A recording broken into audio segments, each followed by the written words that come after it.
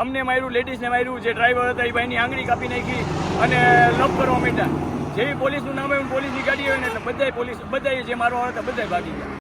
આ બનાવ છે લીંબડી પાસેના ચોરણિયા ગામનો, કે જ્યાં હાઈવે ઉપર ગેરકાયદેસર રીતે ડિવાઈડર તોડેલું છે અને ત્યાં પબ્લિકની અવરજવર થઈ રહી છે. હાઈવે ઉપરના આ ક્રોસિંગ દરમિયાન સર્જાયો અકસ્માત બાદ કાર ચાલક પર હુમલો થયો અને બાઇકની નંબર પ્લેટો તોડી નાખવામાં આવી. આખી ઘટના કેવી રીતે બની, શું થયું એ જાણીએ કાર ચાલકના પરિવાર પાસેથી.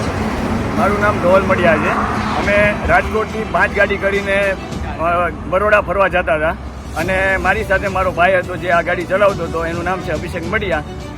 એ ભાઈ અમે રોડ પરથી મેઇન રોડ પરથી આવતા હતા, કાંઈ પણ શાંતિથી હલાવીને આવતા હતા. આ બિનકાયદેસર જે ગેટ ઓલું ડિવાઈડર કરેલું છે ત્યાંથી એક ભાઈ હોન્ડા લઈને છોકરાવાળા થઈને છૂટે છૂટમાં અંદરથી આવીને ચડાવવા ગયા અને સીધી આપણી ગાડીમાં ભટકાવી દીધી. અમે એ લોકોને છોકરાવાળાને લાગ્યું હતું તો એ લોકોને હોસ્પિટલે પહોંચાડી દીધા. શાંતિથી વાત કરતા હતા ત્યાં એ લોકો આવીને મારવા માંડ્યા અમને સામેથી. અમને માર્યું, લેડીઝને માર્યું, જે ડ્રાઈવર હતા એ ભાઈની આંગળી કાપી નાખી અને લપ કરવા માંડ્યા. જેવી પોલીસનું નામ આવ્યું, પોલીસની ગાડી હોય ને એટલે બધાય જે મારવા હતા બધાય ભાગી ગયા. કોઈ હાજર નથી. ગાડીને હોન્ડાની નંબર પ્લેટો તોડીને પોતે વયા ગયા.